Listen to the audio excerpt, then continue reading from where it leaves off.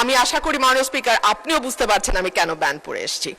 মাননীয় স্পিকার, আমি খুব ভালো করেই জানি কোর্টের বাইরে ব্যান্ড পরা যায় না, কিন্তু তারপরেও আমি কেন পড়েছি সেটা আমি যেমন ভালো জানি, আমি আশা করি মাননীয় স্পিকার আপনিও বুঝতে পারছেন আমি কেন ব্যান্ড পরে এসেছি। মাননীয় স্পিকার, স্বরাষ্ট্র মন্ত্রণালয়ের কাছে আমাদের এবারের বরাদ্দ তারা চেয়েছে 31,098,85,15,000 টাকা। মাননীয় স্পিকার, আমি একটু বিনীতভাবে কয়েকটা পরিসংখ্যানের দিকে আপনাদের দৃষ্টি আকর্ষণ করি। মার্চ এবং এপ্রিল মাসে সারা দেশে হত্যাকাণ্ড রেকর্ড করা হয় 605টি। অন্যান্য অপরাধ একই সময় 294টি ছিনতাই, 90টি ডাকাতি, 196টি অপহরণ, 2214টি চুরির ঘটনা, 129টি পুলিশের আক্রান্ত হবার ঘটনা ঘটেছে।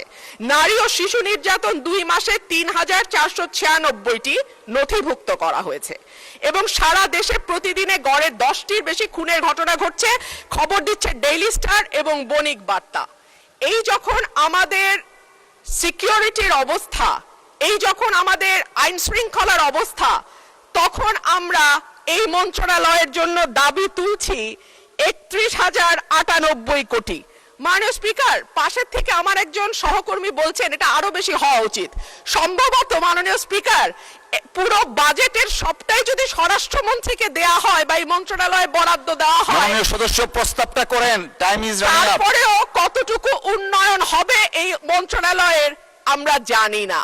স্বরাষ্ট্রমন্ত্রী যখন বক্তব্য দেন সারা দেশ মুগ্ধ হয়ে শুনে। মাননীয় স্পিকার, আমি একজন আইনের শিক্ষার্থী, আমিও ওনার ডিবেট মুগ্ধ হয়ে শুনি, কিন্তু ওনার এই মুগ্ধতা যদি উনি ওনার মন্ত্রণালয়ে ছড়িয়ে দিতে পারতেন এবং তার মন্ত্রণালয়ের কাজের মাধ্যমে, তাহলে আর এটি ছাঁটাই করে 1 টাকা করার প্রস্তাব আমি রাখতাম না।